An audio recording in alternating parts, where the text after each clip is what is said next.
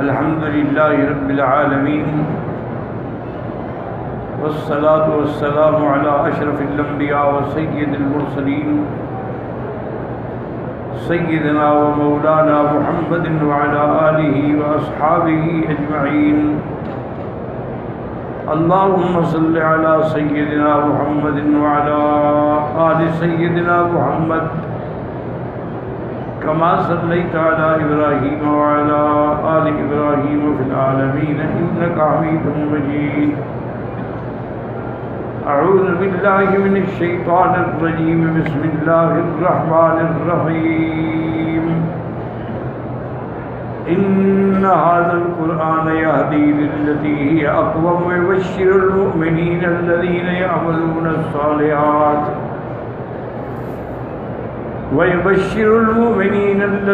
يعملون الصالحات أن لهم أجرا كبيرا وأن الذين لا يؤمنون بالآخرة أعتدنا لهم عذابا أليما. ويدعو الإنسان بالشر دعاءه بالخير وكان الإنسان عجولا. وجعلنا الليل والنهار آيتين فمحونا آية الليل وجعلنا آية النهار مبصرة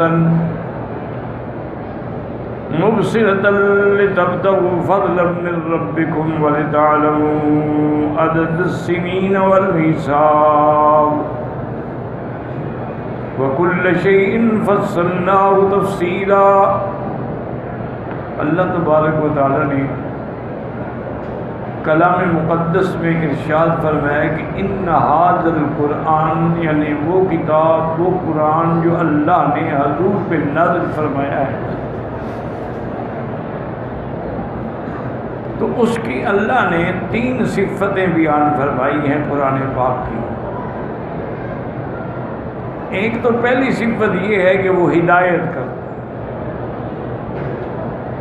لیکن صرف ہدایت نہیں، یہدی للتی ہی اقوم، بڑا ایسا راستہ جو سیدھا بھی ہے، واضح بھی ہے اور قریب بھی ہے. لیکن ایک راستہ ہو لیکن واضح نہ ہو پھر بھی تو بندہ منزل پہ نہیں پہنچے گا. اگر راستہ ہو، واضح بھی ہو لیکن دور ہو. لیکن قرآن ایک ایسا راستہ ہے کہ یہ ایسے راستے کی ہدایت کرتا ہے جو بالکل سیدھا ہے، واضح ہے اور قریب ہے. اسی لیے جب سرکار دو عالم صلی اللہ علیہ وسلم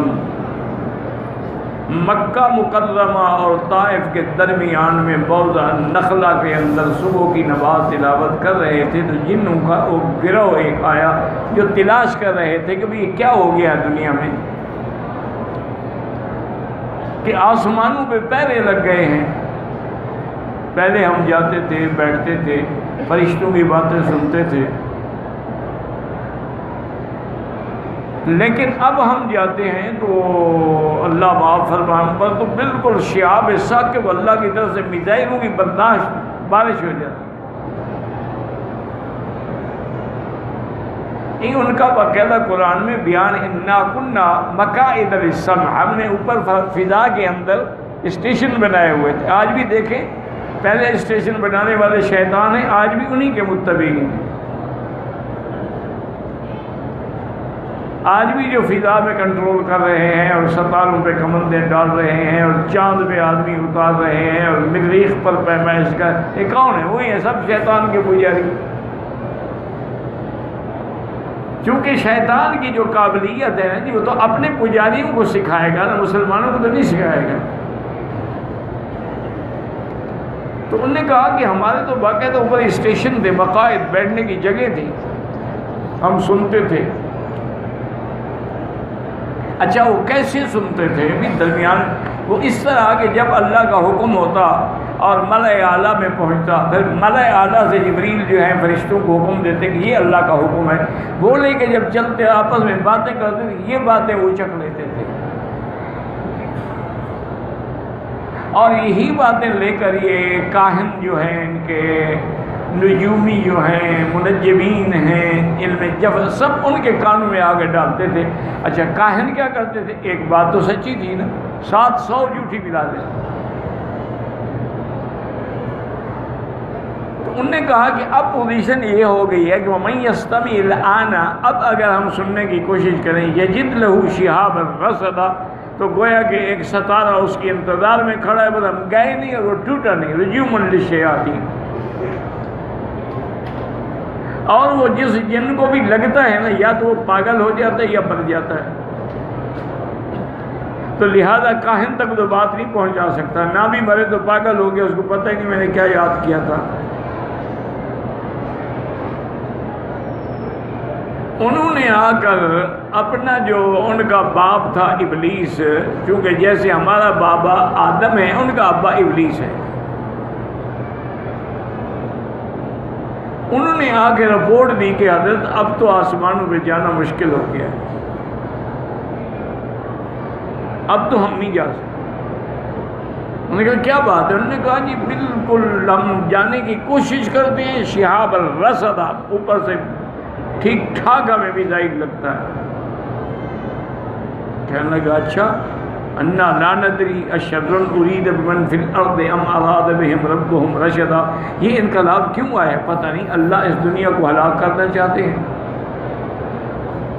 یا پتہ نہیں کوئی اس دنیا کی بہتری کا ایسا۔ اس نے کہا ایسا کرو کہ پوری دنیا میں پھیل جاؤ، جنوں کے لیے تو مشکل کوئی نہیں نا، وہ تو ہزاروں میل کا سفر جو ہے وہ گھنٹوں میں کر لیتے ہیں۔ انہوں نے کہا پوری دنیا میں پھیل جاؤ اور معلوم کرو کہ اس کا سبب کیا ہے۔ اور بعض روایات میں یہ بھی ہے کہ ابلیس نے کہا کہ ایسا کرو کہ جہاں بھی جاؤ نا، جس شہر میں، جس بلد میں، جس وہاں کی مٹی بھی اٹھا کے لے آؤ۔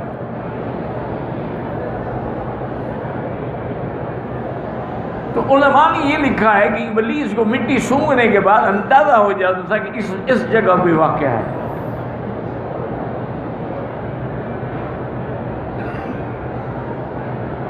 تو اب جناب یہ ہوا کہ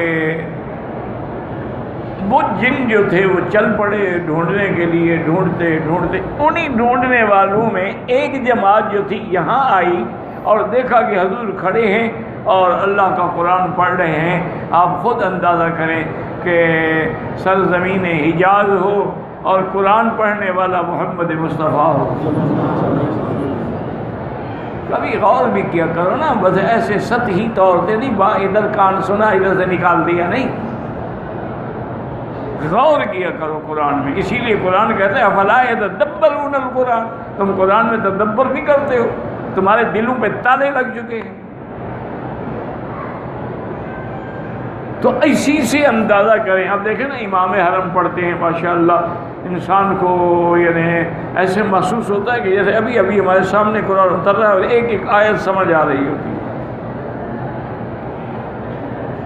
یہ تو 1400 سال بعد کے لوگ ہیں نا جی، اور جب صحابہ پڑھتے ہوں گے یا جب خود حضور محمد مصطفیٰ پڑھتے ہوں گے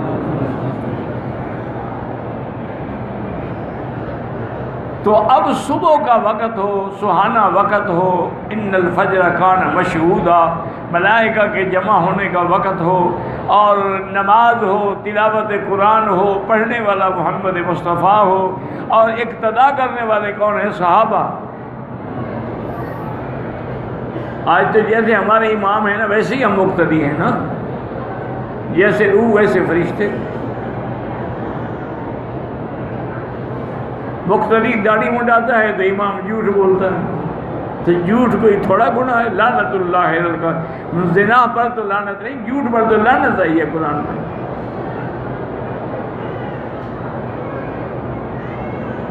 تو انہوں نے جب سنا نا جی قرآن پاک کی آواز آئی تو فلما حضروہ قالوا انصتوا، جب قریب ہے چپ کرو چپ کرو، سنو کیا پڑھ رہا ہے۔ اس لیے علماء نے لکھا ہے کہ اتنا عقل تو جنوں میں بھی تھا کہ قرآن پڑھا جائے تو چپ کرو، اور ہم قرآن پڑھا جائے تو پیچھے ہم بھی پڑھنا شروع کر دیں۔ اب جناب یہ ہے کہ انہوں نے کچھ نہیں بتایا، لیکن بس وہ مسلمان اسی وقت ہو گئے۔ فلما قضی ولوا الی قومہم منذرین، اب قوم کو جا کے ڈرانے والے بن گئے۔ یا قومنا اجیبوا داعی اللہ، اے قوم آج ہم نے ایک کلام سنا ہے، آ جاؤ سب ہم جل کے مسلمان ہو جائیں۔ انا سمعنا کتابا انزل من بعد موسیٰ یہدی الی الحق، اسی لیے میں نے یہ آیت پڑھی کہ ان القرآن یہدی للتی ہی اقوم۔ تو جنہوں نے بھی کیا کہا کہ ہم نے ایسی کتاب سنی ہے کہ یہدی الی الحق و الی طریق مستقیم، جو حق کا رستہ اور صراط مستقیم پہ چلانے والی ہے، موسیٰ علیہ السلام کے بعد آج ہم نے سنی ہے۔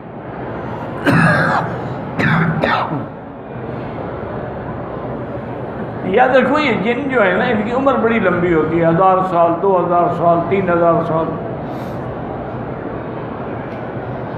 ان کی عمر بہت ہی لمبی ہوتی ہے۔ تو انہوں نے کہا کہ ہم نے موسیٰ علیہ السلام سے جو سنا تھا نا تورات، آج پھر ہم نے قرآن سنا ہے۔ ایک دن حضور صلی اللہ علیہ وسلم، یعنی کئی دفعہ عرض کیا کہ حضور کا نام آئے تو درود شریف تو پڑھ لیا کرو، زیادہ نہیں پڑھ سکتے ہو تمہیں تکلیف ہوتی ہے تو صلی اللہ علیہ وسلم، کیونکہ درود پڑھنا بھی تو ہر کسی کو نصیب نہیں ہوتا۔ جو بدبخت ہیں ان کی زبان میں درود کیسے ہے؟ ان کی زبان پہ تو گانے آئیں گے یا ڈوڑے آئیں گے، درود تو اللہ والے نصیب والوں کی زبان پہ آتا ہے۔ یہ جو پیروں سے وظیفے پوچھتے پھرے ہو نا، ایک ہی وظیفہ یاد کر لو، درود شریف۔ ہر مشکل میں پڑھو، ہر وقت پڑھو، دن رات پڑھو، وضو ہے پڑھو، نہیں ہے پڑھو، دیکھو پھر برکتیں کیسے ہوتی ہیں۔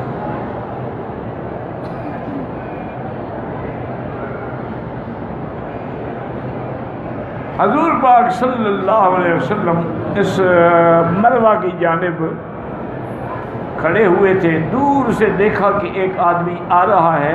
حضور نے صحابہ سے فرمایا کہ یہ آنے والا جو ہے نا مشیت الجن، اس کی چال جو ہے نا معلوم ہوتا ہے یہ جن ہے، کیونکہ ان کے چلنے میں اور انسان کے چلنے میں فرق تو ہوتا ہے۔ حضور کے قریب آیا، سلام کیا، حضور نے جواب دیا، فرمایا کون ہو؟ اس نے کہا حضور میں جن ہوں۔ اور میں کہاں سے آئے ہو؟ انہوں نے کہا حضور میں نینوا سے آیا ہوں۔ کیوں آئے ہو؟ انہوں نے کہا حضور میں نے موسیٰ علیہ السلام سے تورات سنی تھی، آج آپ کی زبان سے قرآن سننے آیا ہوں۔ یہ نصیب والے لوگ تھے۔ اور آگے بھی دیکھیں رحمت للعالمین ہے۔ آج کا مولوی تو کہتے ہیں نہیں جناب میز لگاؤ، سٹیج بناؤ، اشتہار دو، استقبال کرو، نعرے لگاؤ، پھر تقریر کریں گے، وہیں کھڑے کھڑے قرآن شروع کر دیں۔ وہ تو رحمت دو جہاں ہے نا، یہ تو کرائے پہ پڑھنے والے ہیں نا، جو پیسے دے کے تقریریں کرتے ہوں اصل مٹی کا ہوگا، باقی بندے اکٹھے ہو جاتے ہیں، بندے تو لوٹ جہاں کے گانے میں بھی اکٹھے ہو جاتے ہیں۔ یہ کیا ہے؟ تمہارے جنازے میں اللہ جانے کون آئے گا؟ جب ڈیانا مری ہے اس کے جنازے میں 20 لاکھ آدمی تھا، لندن کی سڑکیں بند ہو گئی، اس کی ارتھی پہ پھول ڈالنے کے لیے پورے لندن کے پھول ختم ہو گئے، ہوائی جہازوں سے فرانس سے منگوائے گئے۔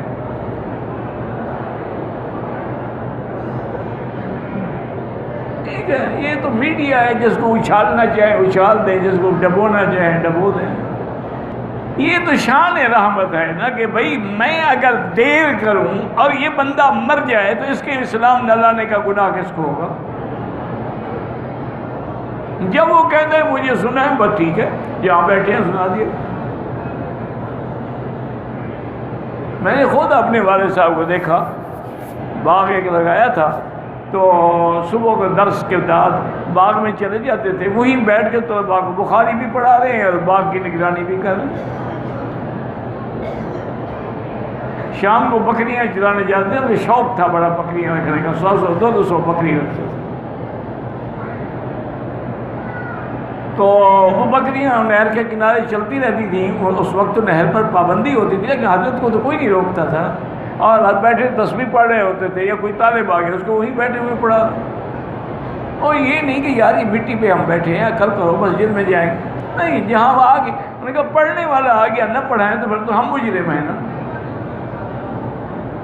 میرے خود استاد تھے حضرت نعمانی صاحب گمانی کے، ہم گمانی سے طاہر والی آتے تھے سائیکل پہ، 4-5 میل کا راستہ تھا، تو ہمیشہ کہتے تھے مکی صاحب تم سائیکل چلاؤ تو میں پیچھے بیٹھتا ہوں اور تمہیں سبق بھی پڑھاتا جاؤں گا، اور اگر میں سائیکل چلاتا ہوں تم پیچھے بیٹھ کے مجھے سبق سناتے رہو.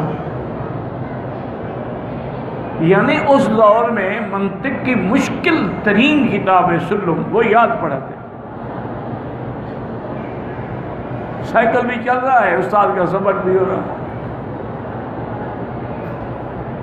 آج تو جناب باقاعدہ سٹیج بنتا ہے استاذ کے لیے، قالینیں بچھائی جاتی ہیں. انا للہ و انا الیہ راجعون. ولا نقول الا لا حول ولا قوت الا باللہ العلی العظیم. اسی لیے آج وہ بات نہیں رہی. پہلے علماء کے درس میں ہزاروں لوگ توبہ کرتے تھے، گناہوں سے توبہ کرتے تھے، ہدایت ہوتی تھی. آج ایک رونق میلہ ہوتا ہے جلسے کا، رونق ختم، جلسہ ختم، رونق ختم. میرے نانا جو تھے نا مرحوم، بہت بڑے عالم تھے، وہ میرے والد صاحب سے بھی بڑے عالم تھے اور ان سے پہلے کے عالم تھے. تو ہم نے تو زیارت ہی نہیں کی. والدہ بھی کہتی تھیں اور لوگ بھی کہتے تھے کہ تمہارے نانے کے درس میں اتنا اثر ہوتا تھا کہ جہاں جلسہ ہوتا وہاں 200-300 آدمی کھڑے ہو کے توبہ کرتے. کوئی زنا سے توبہ کرتا، کوئی شراب سے، کوئی ڈاکے سے، کوئی چوری سے. اور خوبصورت اتنی تھے کہ اپنا کپڑا لٹکا کے رکھتے تھے کہ کوئی عورت فتنے میں مبتلا نہ ہو جائے.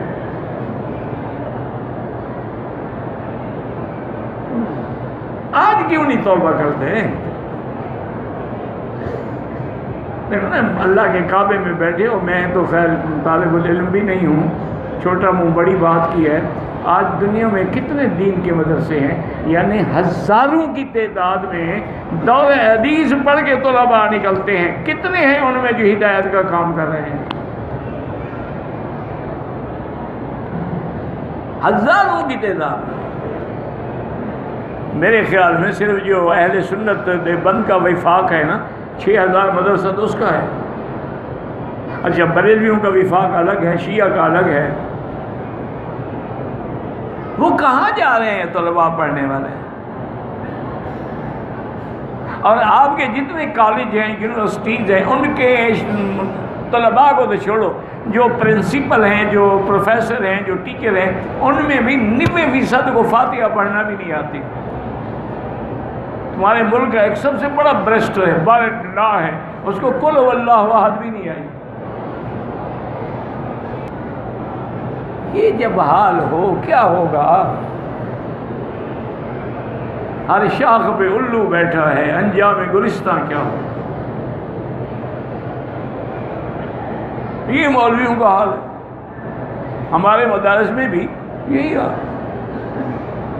اب تو جناب ہم تو یاد ہے ہمیں کہ سوکھی روٹی رات کو جو بچ جاتی تھی نا، اس کو چھپا کے ہم رکھتے تھے، صبح کو چائے میں ڈبو کے ہم ناشتہ کرتے تھے.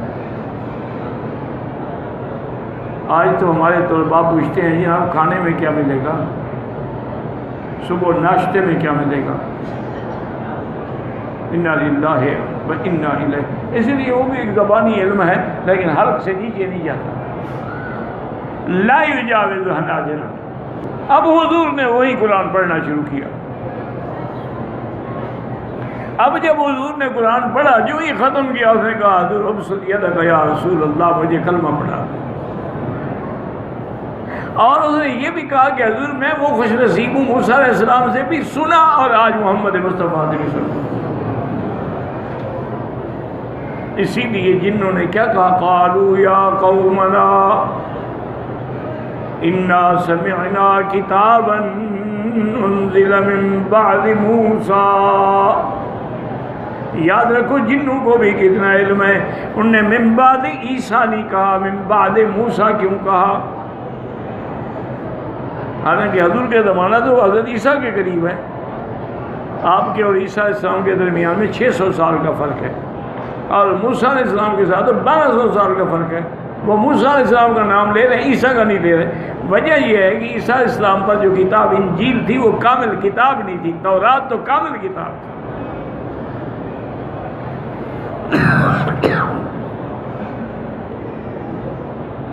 تو اس لیے اللہ نے فرمایا کہ ان ھذا القرآن یہدی للتی ہی اقوم، یعنی اقوم الطرق، سیدھا راستہ، قریب کا راستہ، نجات کا راستہ، جنت میں پہنچانے کا راستہ۔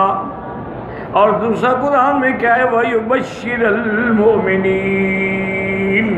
ایمان والوں کو خوشخبری دیتے ہیں، لیکن صرف ایمان زبانی کلامی نہیں، بلکہ الذین یعملون الصالحات، جو عمل کرتے ہیں اچھے۔ ہم تو نام کے مسلمان ہیں نا جی، کام کے تو نہیں ہیں نا جی۔ حالانکہ جہاں بھی قرآن میں ایمان کا ذکر ہے، ساتھ اعمال صالحہ کا بھی ذکر ہے۔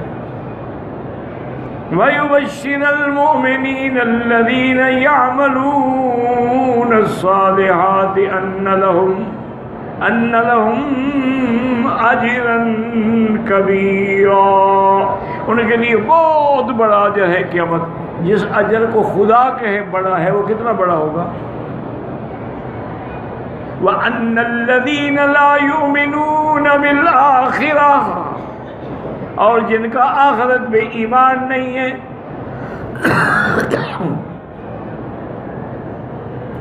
اصل بات یہی ہے نا کہ جب آخرت بھی ایمان نہیں ہے تو مانا پھر فرشتوں پر بھی ایمان نہیں، نبیوں پر بھی ایمان نہیں، کتابوں پر بھی ایمان نہیں۔ اس لیے صرف آخرت کا ذکر آ گیا۔ وَأَنَّ الَّذِينَ لَا يُؤْمِنُونَ بِالْآخِرَةِ أَعْتَدْنَا لَهُمْ عَذَابًا أَلِيمًا، ان کے لیے ہم نے بڑا دردناک عذاب تیار کر رکھا ہے۔ اس سے یہ بھی پتہ لگ گیا کہ جنت بھی موجود ہے، جہنم بھی موجود ہے۔ یہ نہیں جیسے بعض فرق باطلہ کہتے ہیں کہ جنت اور جہنم حق ہے لیکن ابھی پیدا نہیں ہوئی، کہ ضرورت نہیں اس کی، لیکن نہیں، پیدا ہو چکی ہے، تیار ہو چکی ہے۔ اعدت للمتقین، اللہ سے ڈرنے والوں کے لیے وہ جنت تیار ہے۔ اللہ نے فرمایا انسان کا حال دیکھو، وَيَدْعُو الْإِنسَانُ بِالشَّرِّ دُعَاءَهُ بِالْخَيْرِ، انسان کا حال دیکھیں، یہ اپنے لیے شر کی دعا ایسے مانگتا ہے جیسے خیر کی دعا مانگی جاتی ہے۔ کتنا بڑا جلد باز ہے۔ وَكَانَ الْإِنسَانُ عَجُولًا، انسان چونکہ ہے، حتیٰ کہ آدم علیہ السلام کے جب روح ڈالی گئی نا جی، تو اوپر سے روح ڈالی گئی، تو جب کمر تک روح آئی نا تو آدم اٹھنے لگے۔ اب ٹانگوں میں تو روح تھی نہیں، اٹھتے کیسے؟ تو اس لیے اللہ نے فرمایا انسان بڑا جلد باز ہے کہ ابھی روح مکمل نہیں ہوئی، حضرت اٹھنے بھی لگ گئے ہیں۔ اور یہ بھی مسئلہ سمجھ رہے ہیں، اللہ کرے یاد رہے کہ جب روح ڈالی گئی تو اوپر سے ڈالی گئی، اسی لیے پہلے یہاں تک آئی نا، اور جب نکالی جاتی ہے تو نیچے سے نکالی جاتی ہے۔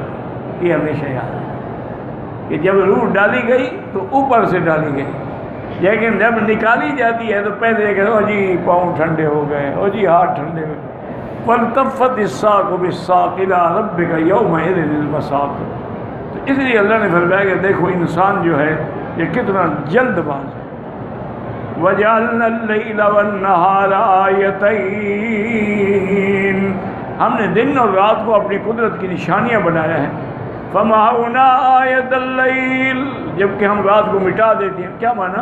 مقصد ہے کہ رات اندھیرا ختم ہو جاتا ہے اور اللہ کا دن آ جاتا ہے۔ یہ نہیں ہوتا کہ رات ختم ہوگی، رات بھی ہے دن بھی ہے، نظام پہ چل رہے ہیں۔ وَجَعَلْنَا آیَةَ النَّهَارِ مُبْصِرَةً، اور ہماری نشانی ہے کہ ہم نے دن روشن بنایا، کیوں؟ لِتَبْتَغُوا فَضْلًا مِّن رَبِّكُمْ، تاکہ تم اللہ کا رزق حاصل کرو۔ وَلِتَعْلَمُوا عَدَدَ السِّنِينَ وَالْحِسَابَ، اور یہ رات دن کا جو ہے تمہارے لیے حساب جاننے میں بھی آسانی ہوگی. آج کون سا مہینہ ہے, آج کون سا مہینے کے کتنا دن ہے, آج کتنے سال ہو گئے. وَكُلَّ شَيْءٍ فَصَّلْنَاهُ تَفْصِيلًا. اللہ نے فرمایا کہ ہم نے ہر چیز جو ہے کھول کھول کے بیان کر دی ہے. لیکن یہ الگ بات ہے کہ جن کے مقدر میں ہدایت نہیں ہے وہ قرآن کے آنے کے بعد ان نشانیوں کے دیکھنے کے بعد بھی اللہ پر ایمان نہیں لے آتے. واللہ عالم.